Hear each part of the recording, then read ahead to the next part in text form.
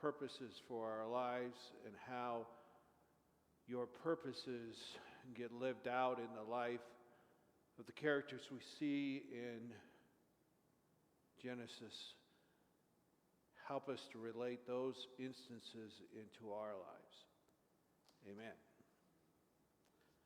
Okay, so where we're going to pick up from where we left off when I tried to bite off too much more than I could chew, and we decided to continue on. So we're in this this section here, Genesis 20, verse 1 through Genesis 21, verse 34. There's two stories we're going to look at. The first story, two of the stories are kind of bookends, and they encounter the relationship between Abraham and Abimelech.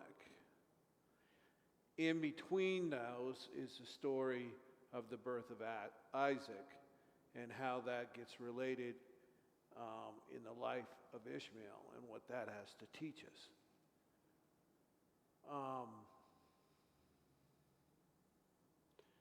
So I'm going to grab Bible real quick.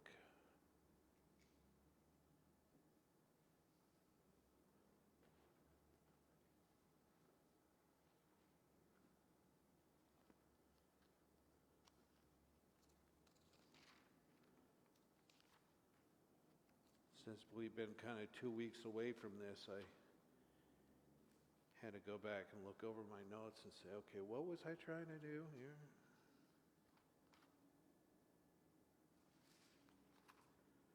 Okay. From there, Abraham journeyed toward the territory of Negev and dwelt between Kadesh and Shur. And he sojourned in Gerar. And Abraham said of Sarah, his wife, "She is my sister." And Abimelech, king of Gerar, said and took Sarah.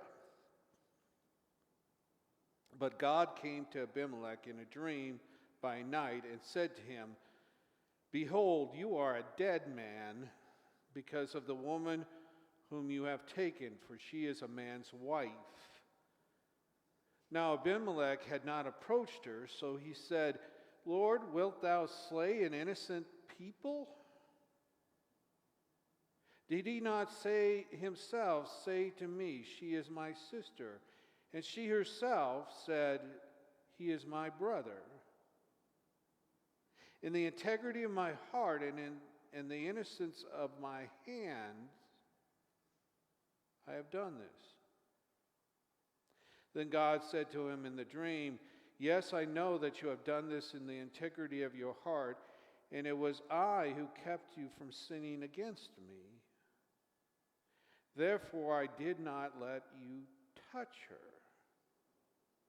Now then, restore the man's wife, for he is a prophet, and he will pray for you, and you shall live. But if you do not restore her, know that you shall surely die, you and all that are yours." So Abimelech rose early in the morning and called all his servants and told them all these things. And the men were very much afraid. Then Abimelech called Abraham and said to him, "What have you done to us, and how have I sinned against you that you have brought on me and my kingdom a great sin? You have done to me things that ought not to have been done." And Abimelech said to Abraham, "What were you thinking of that you did this thing?" Abraham said, "I did it because I thought, there is no fear of God at all in this place, and they will kill me because of my wife. Besides, she is indeed my sister, the daughter of my father, but not the daughter of my mother. And she became my wife. And when God caused me to wander from my father's house, I said to her, this is a kindness you must do to me. At every place to which we come, say of me, he is my brother. Then Abimelech took sheep and oxen and male and female slaves and gave them to Abraham and restored Sarah his wife to him. And Abimelech said, behold, my land is before you. Dwell where it pleases you. To Sarah he said, behold, I have given your brother 1,000 pieces of silver. It is your vindication in the eyes of all who are with you, and before everyone you are righted. Then Abraham prayed to God, and God healed Abimelech, and also healed his wife and female slaves, so that they bore children. For the Lord had closed all the wombs of the house of Abimelech because of Sarah, Abraham's wife.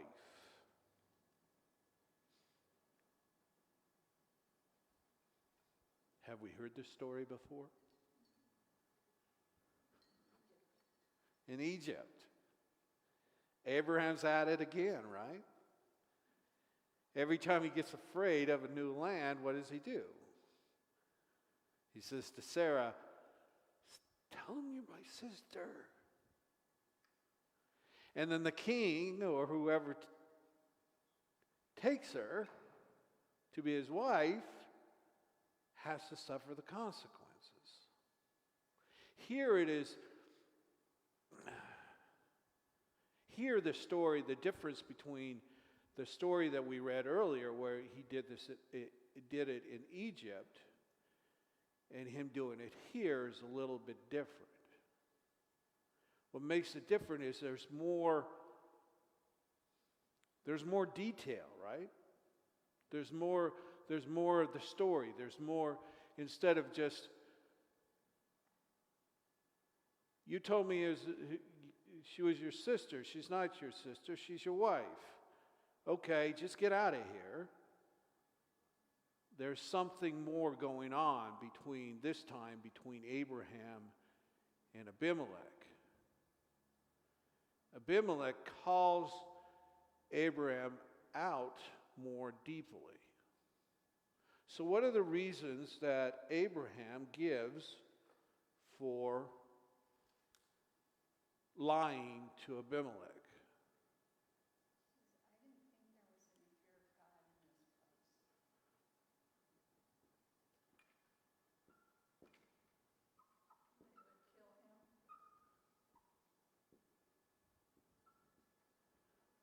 Well, that's related. So he feared for his life.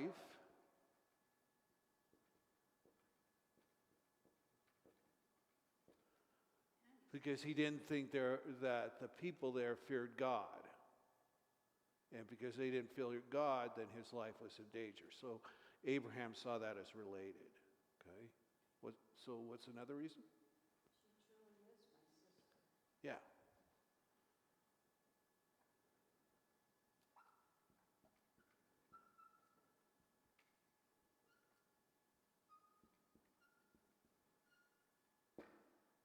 Okay.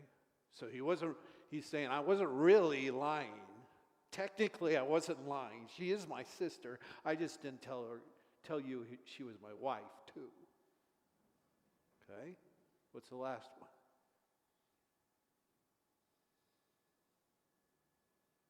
They kind of made a pact when they left his father's Yeah. house. It was an agreement he made with his wife.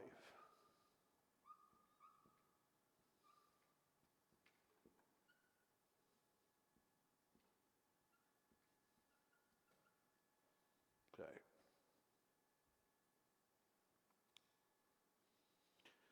This first one. Is this true?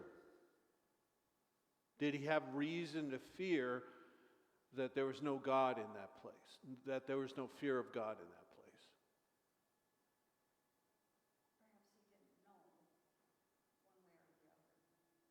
Well, he didn't know. It was a judgment he made. Was that judgment a correct one? Well, we don't really know because after God appeared to Abimelech in a dream,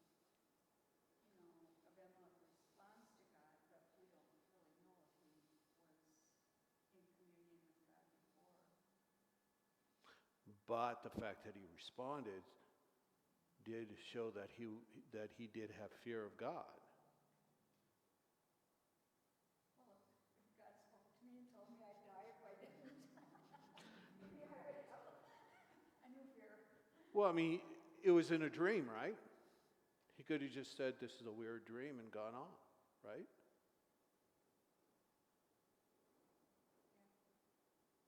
But in those days, every dream they had, they felt was gospel. For those who were superstitious that way. We don't have no evidence that everybody believed in the power, all the peoples believed in the power of dreams. We have cases of it. We have what is called anecdotal evidence of it, right? To use a modern political term. But the fact that he responded so quickly and surely and completely to God tells us that Abraham's initial judgment, which may have been natural, wasn't correct. And that God had a way, or God had a concern, not just for God's chosen people through Abraham, but for other people as well. Because look at the relationship between Abimelech, the relationship that is expressed between Abimelech and God.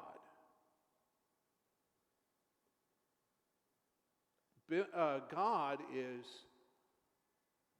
understanding of Abimelech.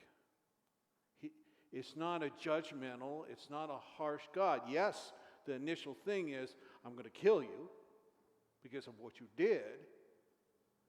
But when Abimelech says, I'm innocent because I didn't know, God says, yeah, I know. That's why I didn't allow you to touch her. I stopped you from doing the actual sin. But God did still hold the expectation that he would do right, Abimelech would do right, and the consequences of if it wasn't. If Abimelech didn't follow God's commands. But you see a relationship forming, not just between Abraham and Abimelech, but you see a relationship between Abimelech and God. Abraham's the main character of these stories, of these chapters. That's where the election is occurring. That's where the chosen people lineage is coming on. But what we see time and time again throughout the story is that God is primarily concerned with those people, with that lineage, but God isn't solely concerned. That there are other peoples, there are other nations, that there are other things going on that warrants God's concern too, and God responds. God takes care of those even outside of the Abrahamic, Isaac, Jacob, Joseph lineage. And we see this first in Abimelech. In many ways, what we see in Abimelech is more honorable than what we see in Abraham. Abraham, though, is still the chosen one. God even calls him a prophet. Yeah. God has chosen Abraham to be God's prophet and God's continuation and God's hope. That still remains, but we see the humanness in Abraham, and we see the sometimes weakness of this vessel that God has chosen to be the hope of Israel. And sometimes we see that weakness or that imperfection in contrast with some other people. Abimelech has, throughout the story, this particular story, and we'll get to the second part of the Abraham-Abimelech story later, but in this part, Abimelech acts, functions, does the things of a righteous man and a God-fearing man. He responds to what God asks him to. He immediately, he doesn't just allow Abraham to live in the land, but he gives him livestock. He gives him gifts. And he gives Sarah, he gives money for Sarah to apologize to Sarah. He's doing all the honorable things that one does when they make a mistake, even if it is an innocent mistake.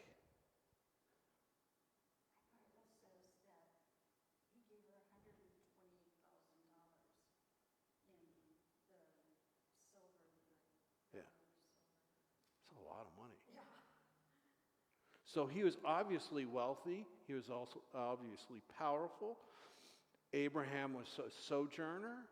Abraham had probably his own wealth, but quite likely he didn't have the same wealth as Abimelech. And he certainly didn't have the same clout and position and power in that area. So Abimelech was in a position of power, which gave him maybe some of the courage to challenge Abraham as far as what were you thinking, but he humbles himself to be responsive and even forgiving and even in service to Abraham. We'll see that sense of service come through even in the second story. But this is quite a remarkable story. And it's much deeper and much fuller than the story we saw earlier where Abraham passed off Sarah as his sister. Why is that? Because as the account of Abraham goes along, Abraham becomes a more fuller character for us. He becomes more flesh and blood. He becomes more infleshed. His name changes. The covenant between him and God gets deeper. It gets more intimate. The promise becomes more sure. The relationship becomes more sure. God and Abraham are becoming closer and closer and closer and closer. And who is causing that relationship to get closer? God. Because Abraham is still doing what Abraham does. But God is going deeper and deeper and deeper in the relationship, making it stronger and stronger and stronger and closer and closer and closer. What was a vague promise before, in the beginning, is now becoming clearer and clearer and clearer. And what's that promise?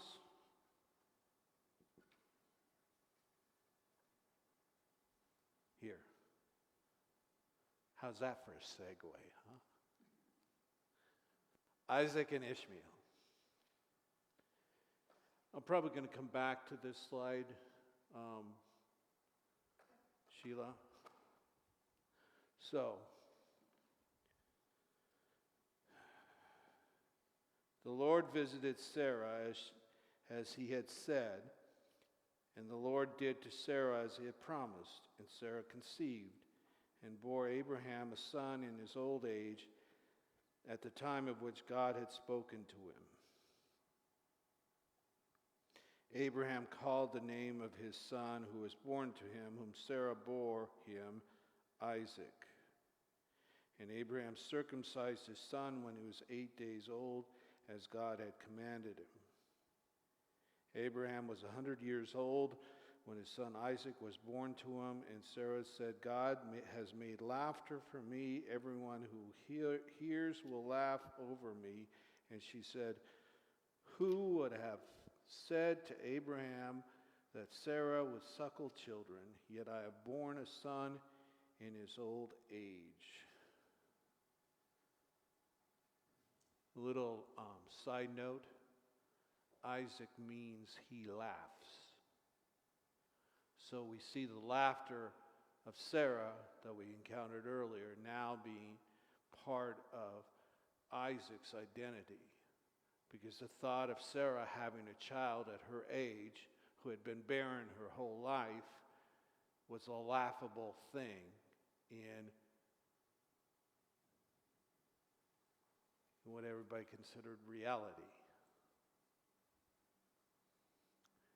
It was a point of, it was a miraculous birth. And the child grew and was weaned. And Abraham made a great feast on the day that Isaac was weaned. But Sarah saw the son of Hagar, the Egyptian, whom she had borne to Abraham, playing with her son Isaac. So she said to Abraham, cast out this slave woman with her son, for the son of this slave woman shall not be heir with my son Isaac. And the thing was very displeasing to Abraham on account of his son. But God said to Abraham, be not displeased because of the lad and because of your slave woman. Whatever Sarah says to you, do as she tells you, for through Isaac shall your descendants be named. And I will make a nation of the son of the slave woman also, because he is your offspring. So Abraham rose early in the morning and took bread and a skin of water and gave it to Hagar, putting it on her shoulder, along with the child, and sent her away. And she departed and wandered in the wilderness of Beersheba. When the water in the skin was gone, she cast the child under one of the bushes. Then she went and sat down over against him a good way off, about the distance of a bow shot. For she said, let me not look upon the death of the child. And as she sat over against him, what do you think is meant by over against him?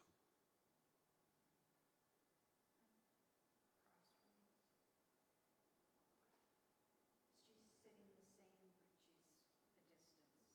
Could also mean that she had her back to him. When I'm against you, I turn my back to you. Didn't it say she was like a bow shot away? So it's quite a distance.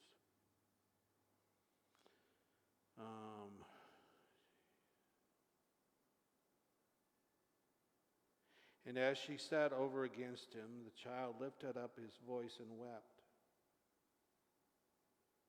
And God heard the voice of the lad. And the angel of God called to Hagar from heaven and said to her, what troubles you, Hagar? Fear not, for God has heard the voice of the lad where he is. Arise, lift up the lad and hold him fast with your hand. For I will make him a great nation. Then God opened her eyes, and she saw a well of water, and she went and filled the skin with water and gave the lad a drink.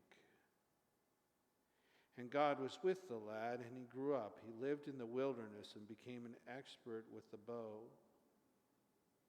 He lived in the wilderness of Paran, and his mother took a wife for him from the land of Egypt.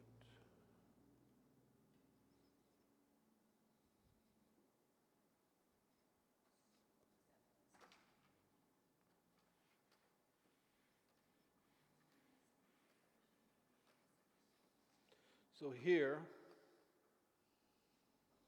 we have a tension. The tension that we saw before between Sarah and Hagar continues, but this time it's played out through the lives of their children. So Sarah, in many ways, pits Isaac against Ishmael. She tells Abraham that it is not acceptable for his two sons to be together. She's essentially telling Abraham to disown his oldest son.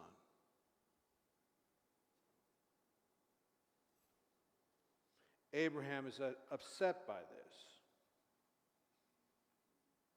Why? It's his son. Maybe it was not through his wife, who he loved, but it was still his son. And he didn't want to disown him. So again, God intervenes. And God tells Abraham to do as Sarah wishes, to expel Hagar and Ishmael from their presence.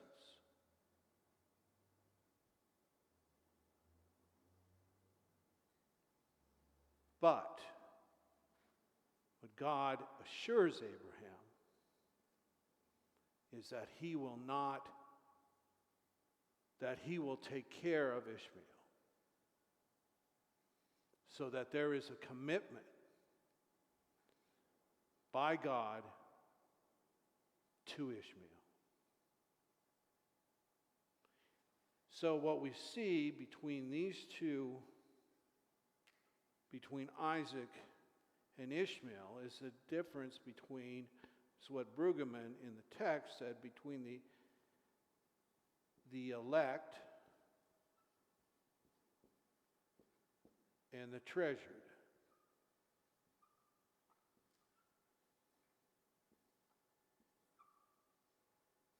Who's the elect? Isaac.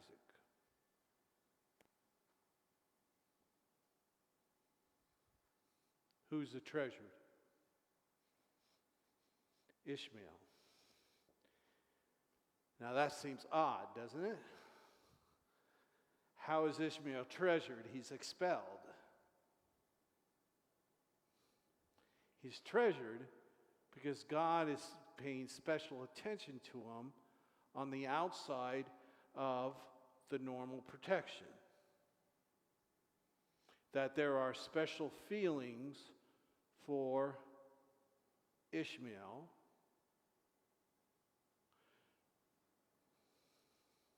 And if you think of the two, what's going on, there is a change in the natural order of things. Because during that time, which child would normally get the bulk of the inheritance? What? Firstborn. Who is the firstborn? Ishmael.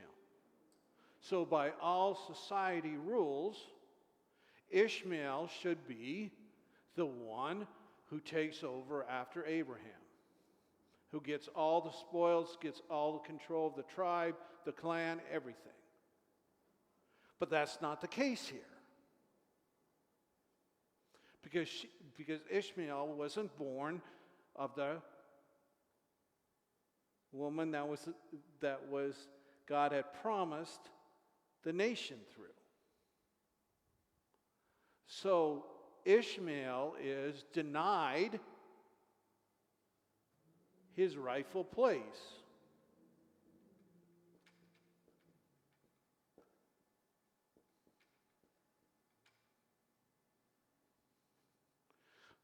Because Isaac is the elect. Now keep that in mind, because it's going to happen again. Someone who has a rightful place is going to get denied that rightful place. It isn't. So what does that tell us?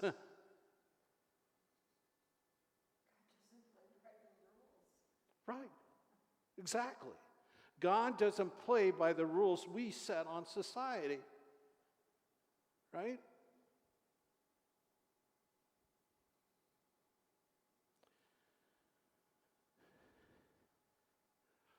That's one of the challenges we have of reading in the scriptures, and that's one of the things that makes the Old Testament so difficult to read, is that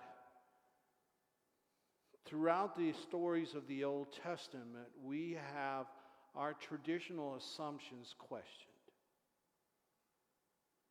and brought into discussion and say, okay, how do we live when things don't add up the way we think they should? Because guess what? The people of the Bible had to face the same thing.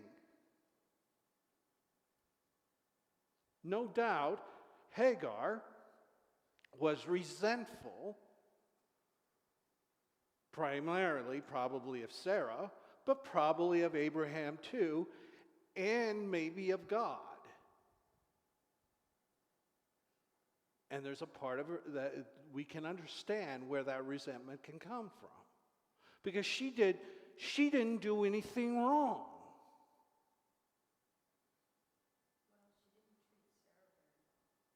Yeah, she did laugh at Sarah. So yeah. Yeah, she took on a different attitude when she was pregnant and Sarah wasn't. Okay, there's a sin. But as far as her actions,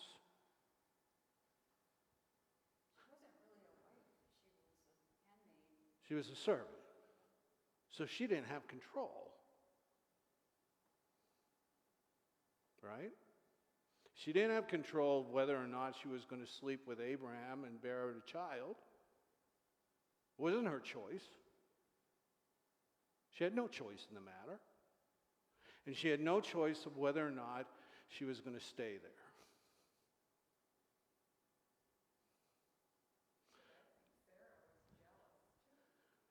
Absolutely. Sarah was jealous. So this is a question we're facing. What we're seeing in these chapters is we're seeing the imperfections of Abraham and Sarah. The very people that God has promised to make a great nation out of, that God has selected to be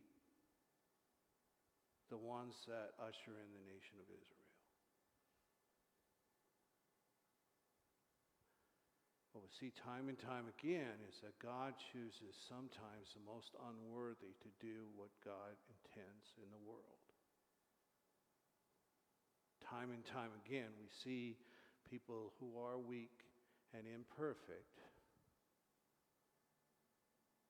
sometimes devious, who end up serving God's purposes.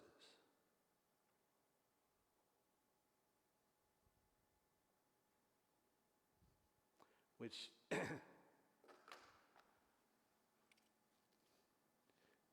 may bring us consternation at times,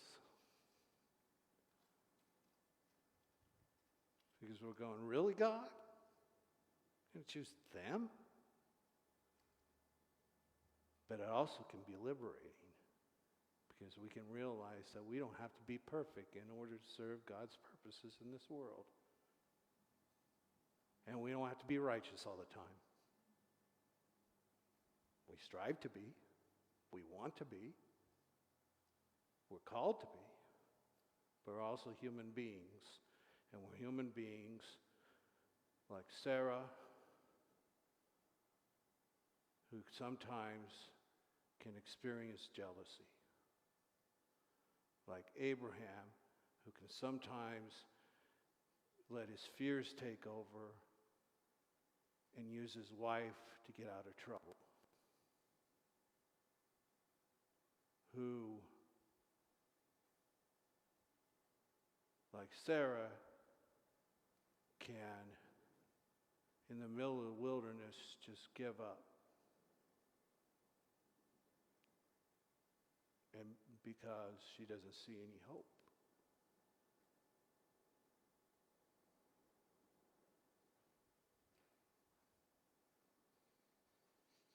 There is a connection that Brueggemann bought, and it isn't a perfect connection, but there's some similarities and there's some connections between this story of Abraham, of Isaac and Ishmael, to the two brothers in the New Testament, the parable of the prodigal son, or sometimes the eldest son, however you want to look at it. The eldest son is the one who is the elect, expected to take after his father. He does everything he's asked of him. He does what he's told. He's obedient. He follows, he follows the form of what the expectation of Mount Sinai is. You do what you're told, you operate within the expectations and everything. He's dutiful, and he's elect, and he's expected to take over. He's responsible to that.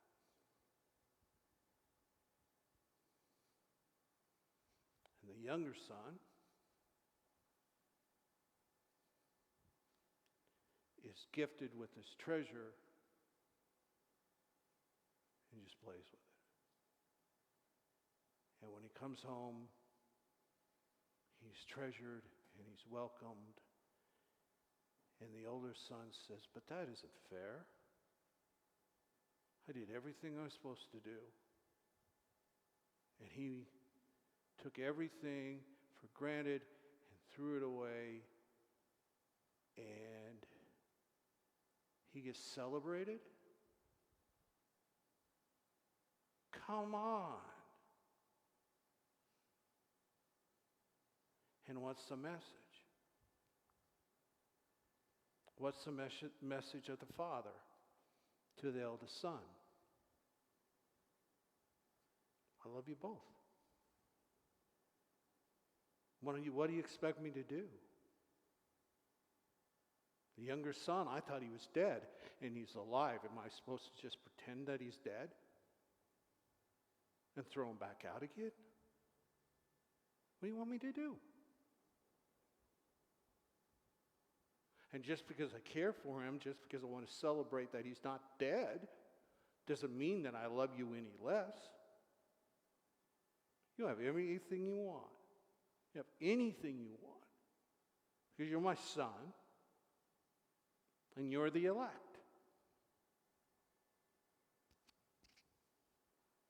Same way with Isaac, and Ishmael.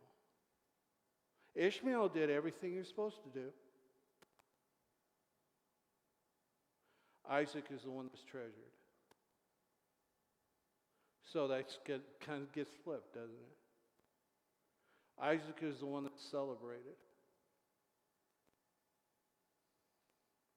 But what God says is, I love them both.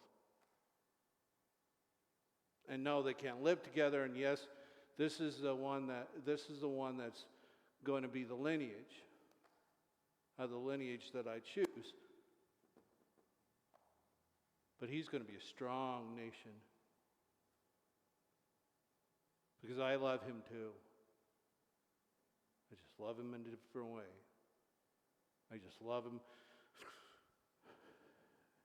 I just love him in this, this way. No less, no more.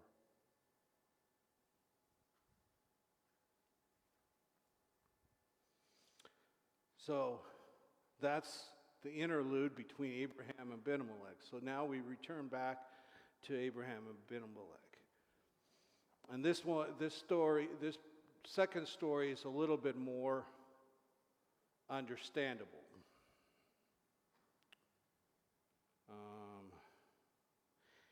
At that time, Abimelech and Phicol, the commander of his army, said to Abraham, God is with you in all that you do.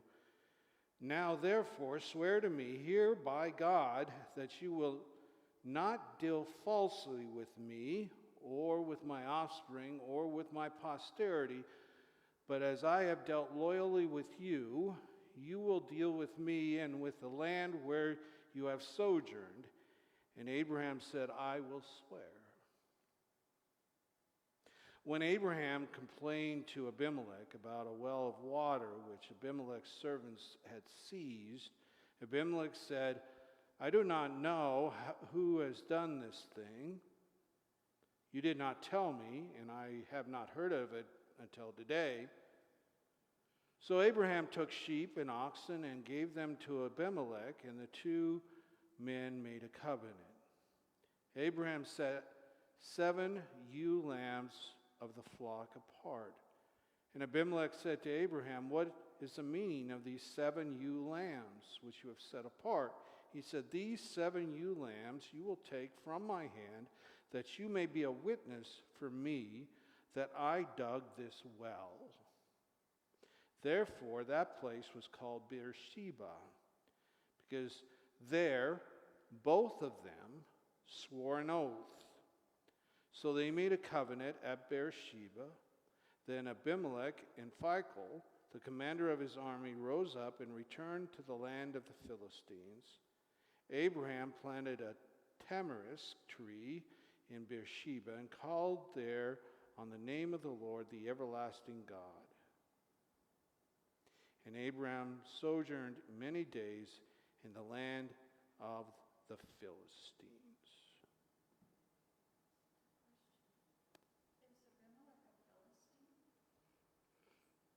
One kind of gets the sense that maybe he is the progenitor of the Philistines.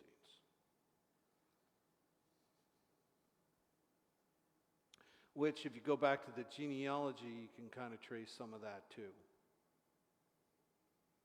Of how, because the Philistine, all the tribes, if you go back to that are around there, if you go back to the genealogy, you can find them in. They make account somehow of the Philistines and the Moabites and all these other different tribes. They're all seen as coming out of the general family tree. So, starting from Noah. But what's going on here is something also different. Just as we see the relationship between God and Abraham deepening, we see that Abraham is able to deepen relationships with other people. We see that the relationship between Abraham and Abimelech has deepened and codified. And here we sense in the word loyal, Abimelech said, you will be loyal to me, and I will be loyal to you. The Hebrew word for that is hesed, only it's more like chesed. That's what I love about the Hebrews, is it gives you a chance to clear your throat. But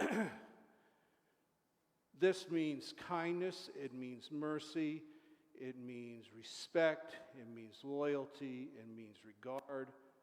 There's a number of words in our language that are all included in this Hebrew word chesed.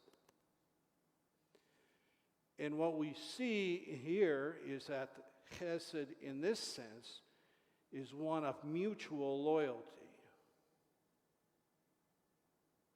In the previous story, Abimelech is almost seen as a servant to Abraham. He's giving Abraham livestock and property, and giving for Sarah a lot of money. So you almost get the sense that Abimelech is currying favor with Abraham, that Abraham is in the position of control, even though he was the least righteous one, the less righteous one. But here you see a more equal footing, where Abraham and Abimelech are equals. And they're making a covenant where to each other, that they will treat each other with respect and loyalty, and they will not lie to each other, and they will not try to deceive each other. And in proof of that, in Abraham's proof of that, is Abraham separates out ewes to say, this is my witness. This is how you can believe me.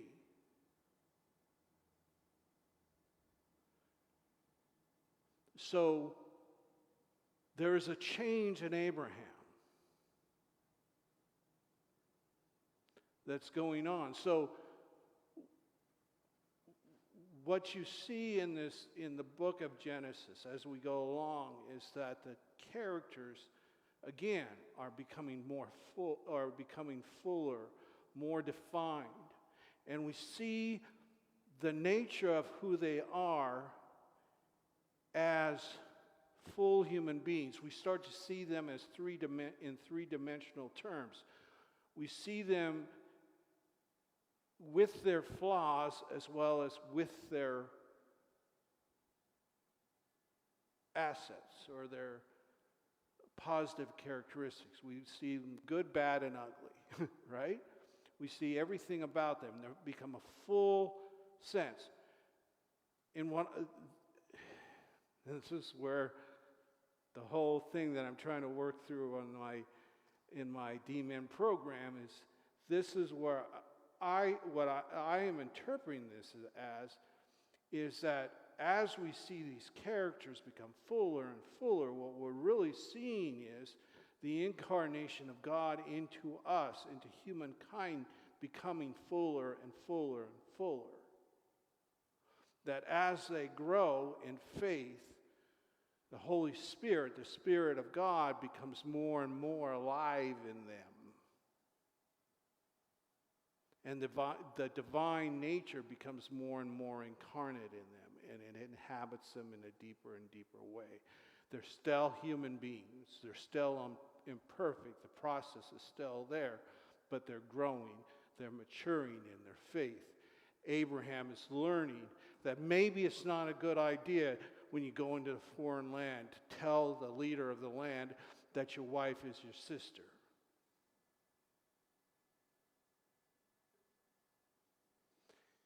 That maybe it's better to make covenant relationships with the people of other lands than to engender their mistrust. And that requires maybe a little bit of humbling and sacrifice on your part. And that's something God is teaching them. Because God is becoming more and more intimate and close to people. Okay, so let's move to there we go. Cosmology, there's not much cosmologically going on. We don't see heaven and earth. We don't see how God fits, except for the fact that we see God, we're starting to see God in a more intimate way. We see God as more directly involved in the human affairs.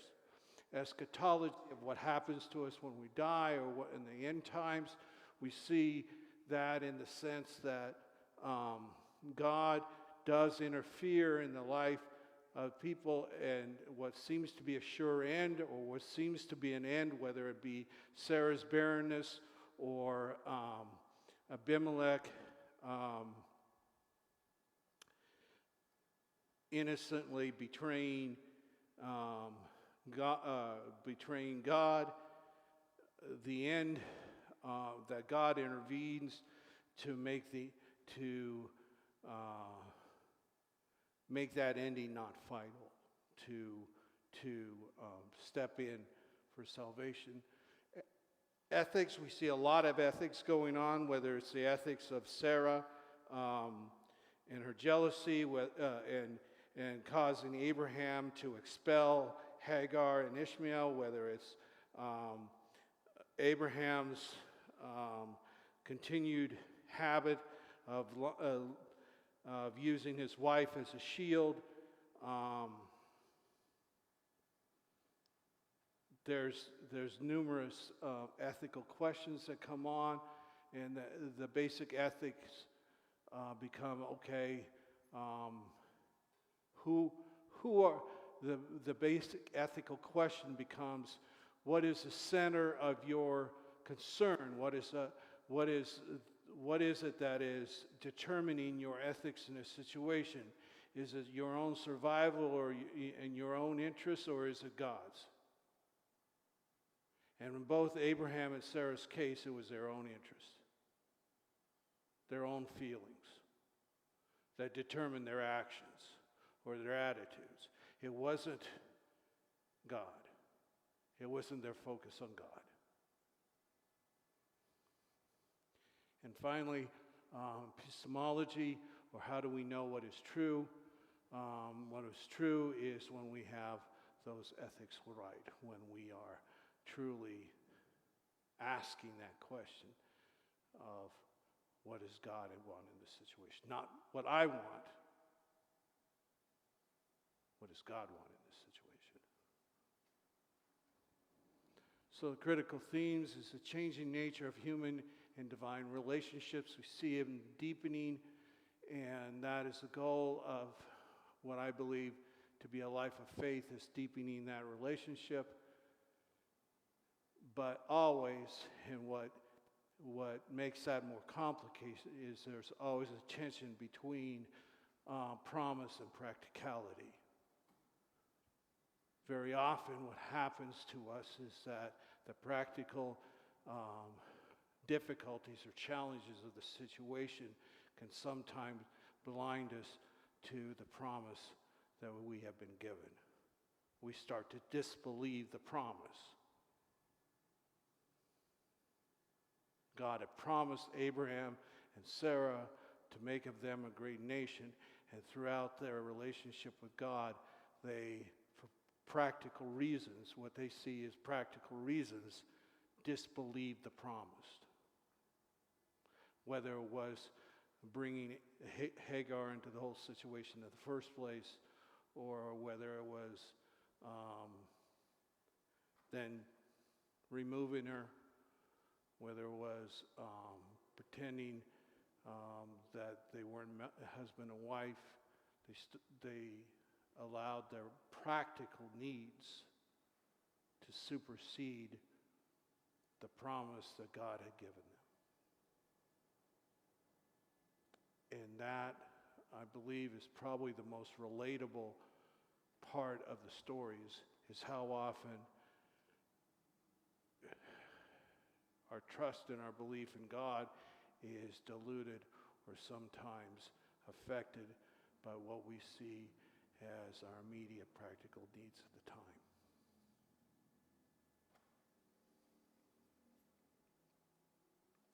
That's what I got for you tonight. Sorry I talked more than I asked questions, but I wanted to make sure I got through it tonight. Any questions, comments? Okay. A double question? There. You know what the saying is, that there's no such thing as a dumb question. It seems like across the board there's this ethics of not taking another man's wife. Right. Well, where did that come from? I mean, the king of Egypt, Abimelech, all these different, it just seems to be across the board. Right. God's setting up Abraham. So there seems to be a universal moral code against adultery, of taking another person's wife. I think more than anything else, it probably was born out of necessity or practicality. Because you take another man's wife, what's likely going to happen? You're probably going to end up fighting the man. So what is the practical solution to that? Don't do it. And so, what we see, probably what we saw, was that what was a practical solution became a divine law. It became an ethical principle. Seems like God was, speaking to I think that, and there is that too. I believe that too. But I think that some of the commands of God, and we look through the Old Testament, some of the commands of God, one can argue, and sociologists and sociologists looking at the Bible can often say that some of those laws, especially like the dietary laws, make practical sense. So, was it really God telling them something that they had to do? Or was it because it was something to survive, and them saying, well, of course God wants us to survive, so God wants us to do this, and so they said, God told us to do this.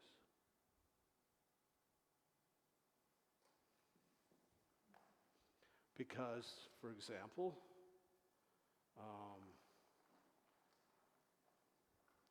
certain meat didn't keep as well as other meat in their climate. Yeah. Yeah. There were certain animals that were more likely to have organisms that would make you sick or even kill you. So it made sense. Where is the line between what is human, what is practical for us to do, so it becomes a moral imperative, and what God is telling us to do, which eventually occurs to us, makes practical sense? As intelligent as I am, it may be above my pay grade as far as drawing that line. One thing I do know is that God wants us to be healthy and happy. So, of course, God would want us to eat right and take care of ourselves and not eat diseased meat or not take another person's spouse to be ours because it might endanger our lives.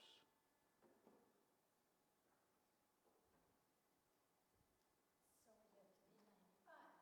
I was the mayor's Christian's birthday yesterday, and she was proclaimed, the mayor gave a proclamation given that she was, I guess yesterday was her day. Oh, wow. That's Her good. birthday isn't until the 29th, so we've got to remember to pay special attention to her at the TV that day. Yeah. Prayer request.